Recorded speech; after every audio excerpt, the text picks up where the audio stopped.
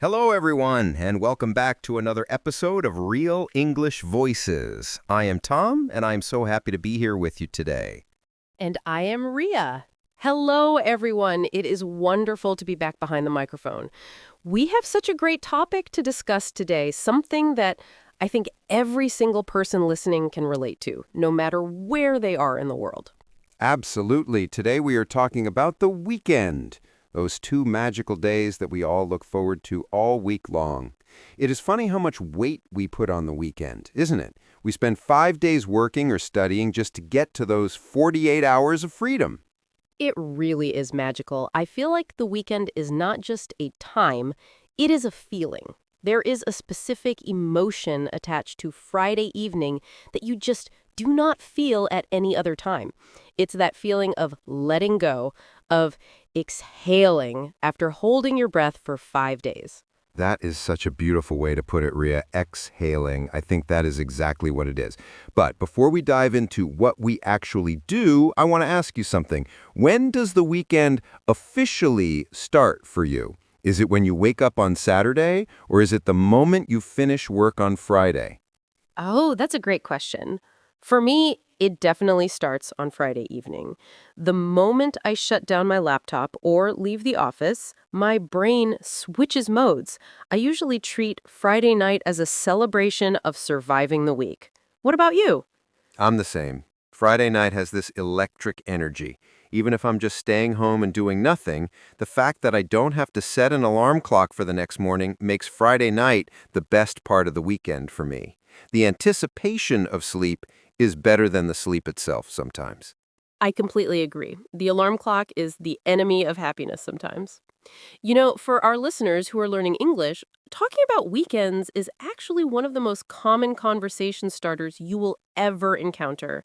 If you meet someone on a Monday, the first thing they will ask is, "How was your weekend?" or "What did you do?" Exactly. It's the universal small talk. And sometimes I feel a bit of pressure to have an exciting answer. Like if I just slept and watched television, I feel boring saying that.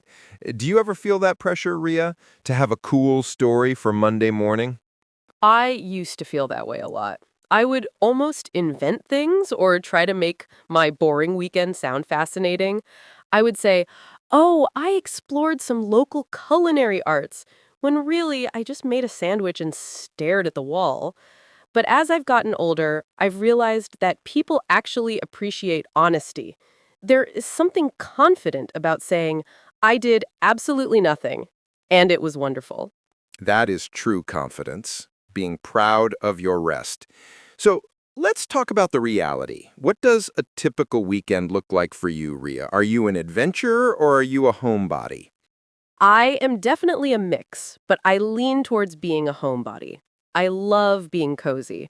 For me, a perfect Saturday starts slowly. I do not like to rush. I wake up naturally without that alarm clock we talked about. I make a really good cup of coffee, maybe a bit stronger than what I drink during the week, and I just sit. I sit and I read a book or listen to some music. That first hour of Saturday is sacred to me. That sounds incredibly peaceful. I think the word sacred is perfect there. It's a time you protect. Do you have a specific type of breakfast you make, or is it just the coffee?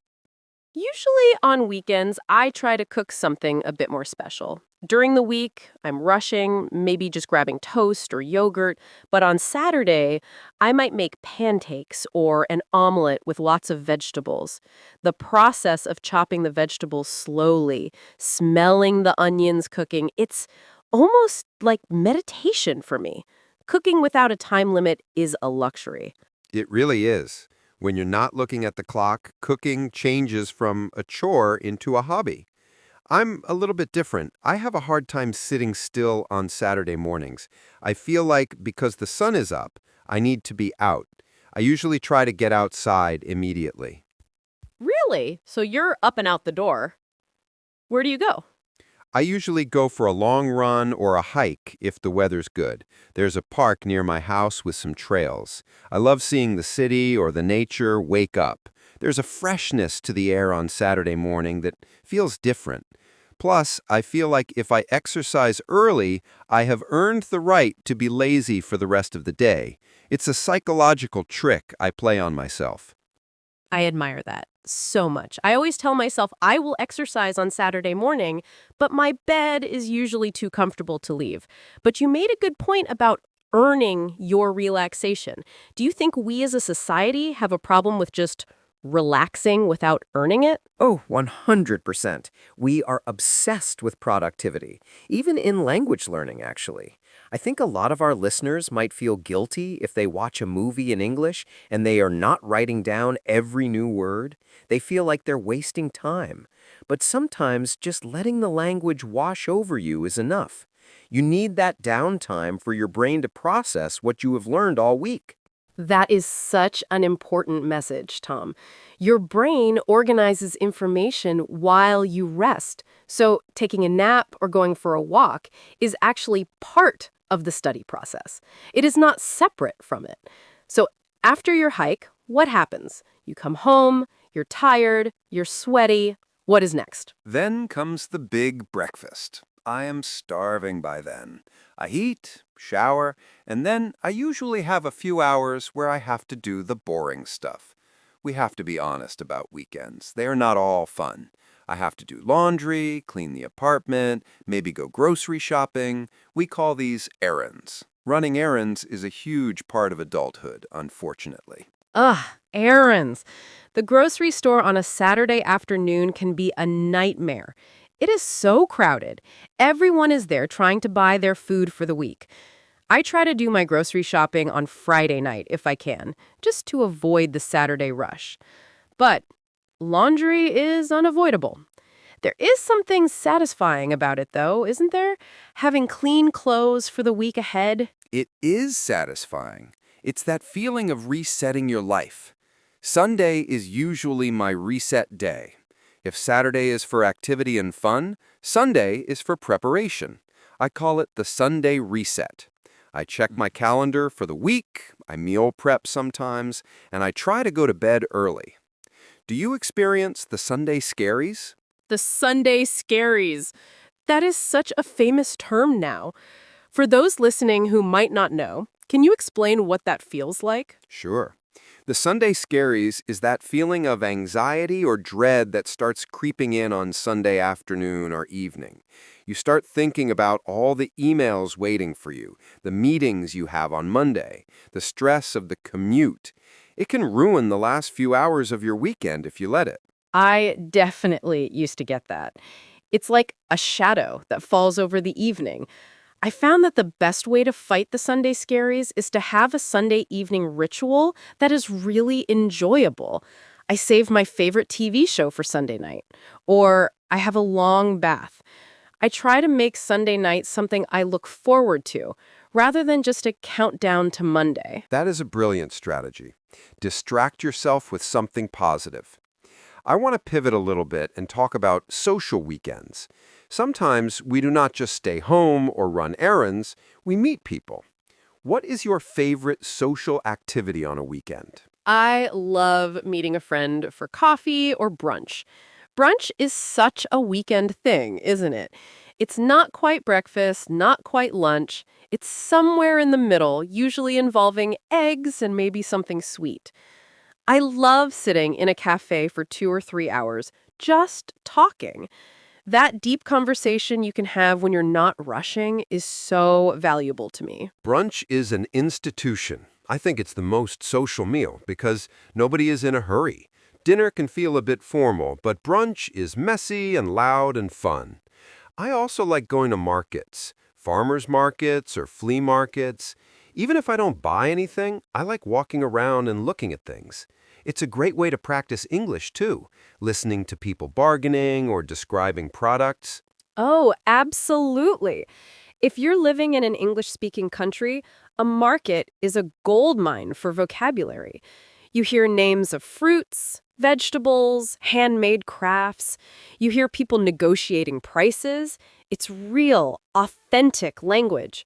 And even if you're not in an English-speaking country, you can narrate what you see in your head in English. Look at those red apples. That vintage lamp looks expensive.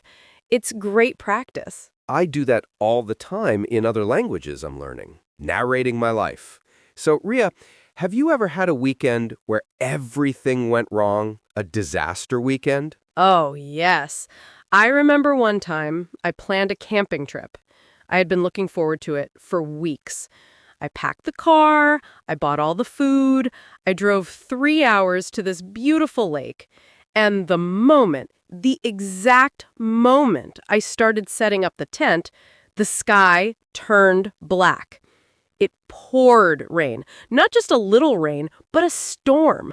The tent collapsed, everything got soaked, and I ended up sleeping in the car and driving home the next morning. It was miserable at the time, but now it's a funny story. That's the classic weekend disaster. But you're right, those moments become the best stories later. It builds character, and it makes you appreciate your dry, warm bed so much more. I think sometimes we put too much pressure on the weekend to be perfect. We see people on social media having these amazing, photogenic weekends, and we feel bad if ours is messy or boring. Social media is dangerous for that. You see people jumping out of airplanes or eating at five-star restaurants, and you think, my life is boring. But you are only seeing the highlight reel. You do not see them doing their laundry or arguing about where to eat dinner. We have to remember that a good weekend is whatever makes you feel recharged. If that means staring at the ceiling for 2 hours, then that was a successful weekend. I love that definition. A successful weekend is whatever recharges you. Let's talk a bit about hobbies. I think the weekend is the only time many of us have for hobbies. Do you have any hobbies that you're trying to develop right now? I am actually trying to get back into painting. I used to paint a lot when I was younger, mostly watercolors. I lost touch with it because of work and life, but recently I bought a cheap set of paints and some paper. I am not very good, to be honest, but I realize that being good isn't the point. The point is the feeling of the brush on the paper and mixing the colors. It uses a different part of my brain than speaking or writing. That is fascinating. It is tactile. You're using your hands. In a digital world, doing something analog, something physical, feels so grounding. I have been trying to learn how to bake bread. It is incredibly difficult. It requires so much patience. You have to let the dough rise, you have to knead it, you cannot rush it. If you rush it, the bread is terrible. It's teaching me patience. Bread making is a science and an art. And the smell. If your house smells like fresh bread on a Sunday, that is the ultimate comfort. Do you think having a hobby helps with language learning? I think it's essential because if you can connect English to your hobby, you will learn so much faster. For example, if you love painting like you, Ria, you could watch YouTube tutorials about watercolor techniques in English. You're learning vocabulary like brush strokes, blending, palette, shading. Because you're interested in the topic, the English doesn't feel like studying, it just feels like a tool to get the information you want. That is the secret sauce, learning through content. I always tell my students, do not just read textbooks. Read about what you love. If you love cars, read car magazines in English.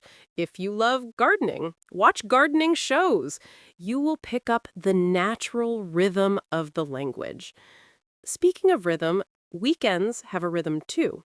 Friday is fast, Saturday is steady, Sunday slows down. How do you handle the transition back to Monday? Monday morning, the hardest transition. I try to prepare my clothes and my bag the night before. It sounds like something a school child would do, but it helps me. If I wake up and I have to make too many decisions on Monday morning, I get stressed. I want to be on autopilot. I also try to schedule something easy for Monday morning work-wise, if I can. I ease into the week. I do not dive into the deep end immediately. That is smart, minimizing decision fatigue. I also try to have a really good breakfast on Monday, something I actually look forward to eating. It's a small bribe to get me out of bed. Tom, what about long weekends? When you get that extra day off, maybe for a national holiday, does that change your strategy? Oh, long weekends are the jackpot. That extra day changes everything. It feels like you have a whole extra life. On a normal weekend, you have one day to relax and one day to work. On a 3-day weekend, you can actually take a trip. You can go away. Those are the times I try to travel to a different city or go camping, hopefully without the storm you experienced. Yes, please avoid the storms. Long weekends are great for mini vacations. But I have noticed something funny. Sometimes after a long weekend or a holiday, I feel more tired than after a normal work week. Because you try to pack so much activity into those 3 days, you come back exhausted. You almost need a weekend to recover from your weekend. I have definitely felt that. The vacation hangover. You're physically tired from walking or swimming or driving, but it's a good tired. It's a satisfied tired. It's different from the mental exhaustion of sitting at a computer all week. I think we need both. We need the physical tiredness to balance out the mental stress. Balance is the key word. You know, Tom, listening to us talk, I realize how much vocabulary is hidden in this topic. We have used phrasal verbs like sleep in, wind down, catch up, hang out. These are so natural to native speakers, but they can be tricky for learners. Let's pause on those for a second. Sleep in is a great one. It doesn't mean sleeping inside. It means sleeping later than usual. Like if you usually wake up at 7 and you wake up at 10, you slept in. It's a luxury. And wind down. To wind down means to relax slowly. You don't just stop, you gradually become calmer. Like reading a book before bed helps you wind down. And catch up, we use that in two ways. You can catch up on sleep, which means getting the sleep you missed, or you can catch up with a friend, which means talking to them to learn what has happened in their life recently. And hang out, the most common informal verb. It just means to spend time with someone with no specific goal. We're just hanging out. It is very casual. If you use these phrasal verbs, your English sounds instantly more natural. Absolutely. Instead of saying, I relaxed on Saturday, try saying, I was just hanging out at home. Or instead of saying, I woke up late, say, I slept in. It gives your speech that native flavor. Tom, what about the weekends of the future? Do you think weekends will change? There is a lot of talk about the 4-day work week. Imagine having a 3-day weekend every single week. That is the dream, isn't it? I think it would change society completely. If we had 3 days off, people would have more time for community, for volunteering, for art, for family. I think we would be healthier. People are so burnt out right now. A 3-day weekend could save us. I agree. I think we would see a boom in creativity. People would write books, start businesses, learn languages. Imagine if you had an extra day every week just to learn English. You would be fluent so much faster. That is a great motivation. If any of our listeners are lucky enough to have a 3-day weekend, dedicate a few hours of that extra day to your goals. But don't forget to rest. We keep coming back to rest, but it is because it is so undervalued. In many cultures, being busy is seen as a status symbol. If you are busy, you are important. We need to break that mindset. Yes, the glorification of busy. It is toxic. It is okay to be unavailable. It is okay to turn off your phone. Actually, a digital detox weekend is a great idea. Have you ever done that?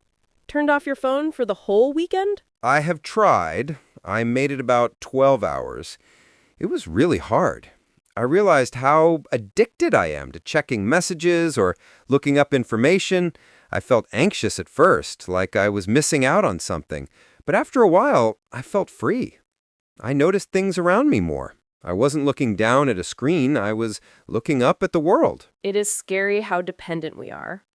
But looking up at the world, that is where the real life happens. That is where the conversations happen. You cannot learn English effectively if you are just staring at a screen. You have to interact. You have to listen. Speaking of listening, I am curious about our listeners' weekends. We always talk about our lives, but everyone's routine is different depending on their culture. In some countries, the weekend is Friday and Saturday. In others, it's Saturday and Sunday. And the way people spend it varies so much. That is true. In Spain, for example, weekends often involve very late dinners and staying out late with family. In the US, it might be more about sports games or backyard barbecues. In Japan, people might take short trips to hot springs. It's fascinating how culture shapes our free time. I would love for our listeners to think about their ideal weekend right now. If money was no object and you could teleport anywhere, what would you do this coming weekend, Ria? Dream big. Okay, dream big. Teleportation allowed. I would teleport to a cabin in the Swiss Alps. It would be snowing outside, but inside there is a roaring fire. I would have a stack of books, endless tea, and maybe a private chef, so I do not have to cook. And I would just watch the snowfall and read. That is my fantasy. What about you? That sounds incredible. Mine is the opposite. I would teleport to a tropical beach, maybe in Thailand or the Maldives. I want to wake up and jump into the ocean immediately. I would spend the day swimming, eating fresh fruit, and watching the sunset. No phones, no shoes, just sand and water. Ocean versus mountains, the classic debate. But notice how both of our fantasies involve nature and quiet. I think that says something about modern life. We are all just craving a bit of peace. We are, and connection, whether it is connection with nature, with friends, or with ourselves. That is what the weekend is for. It's for reconnecting. During the week, we're often disconnected because we're so focused on tasks. The weekend brings us back to who we are. That is beautiful, reconnecting with who we are. And for our listeners, remember that learning English is part of who you are becoming. It is a journey. Every podcast you listen to, every word you look up, every mistake you make, it is all part of the process. Do not let the weekend stop your learning, but let it change the pace of your learning. Exactly. Maybe during the week you study grammar, but on the weekend you watch a movie in English or you listen to music in English. Keep it fun, keep it light, but keep it going. Consistency is the key, but consistency doesn't mean intensity. You can be consistent and relaxed at the same time. Consistent and relaxed. I think that should be our motto. Tom, do you have any final tips for our listeners on how to practice English this weekend specifically? I do. I have a challenge for everyone listening. This weekend, I want you to narrate one activity you are doing. Just one. If you are making coffee, say the steps out loud in English. I am pouring the water. I am stirring the sugar. If you are walking the dog, describe what you see. The dog is happy. The grass is green. It sounds silly, but getting your mouth moving and connecting words to actions is powerful. I love that challenge. Narrate your life. And if you are with friends who speak English, try to switch the language for just 5 minutes. Set a timer. Say, for the next 5 minutes, we only speak English. It turns it into a game rather than a lesson. Great idea. Gamify your learning. Well, Ria, I feel like I have already mentally lived through a whole weekend just talking about this. I feel more relaxed already. Me too. Talking about rest is almost as good as resting. Almost. I am definitely looking forward to my Saturday coffee now. And I am looking forward to my hike. To all our listeners, thank you so much for spending your valuable time with us today. We know you have many choices, and we appreciate you choosing Real English Voices. Yes, thank you from the bottom of our hearts. We hope you have a fantastic weekend, whether you're hiking, reading, cleaning, or just doing absolutely nothing. Embrace it. Enjoy it. Don't forget to be kind to yourself. Learning a language is a marathon, not a sprint. Take a deep breath, enjoy your weekend, and we will see you back here next time. Take care, everyone. Bye for now. Goodbye. Happy weekend.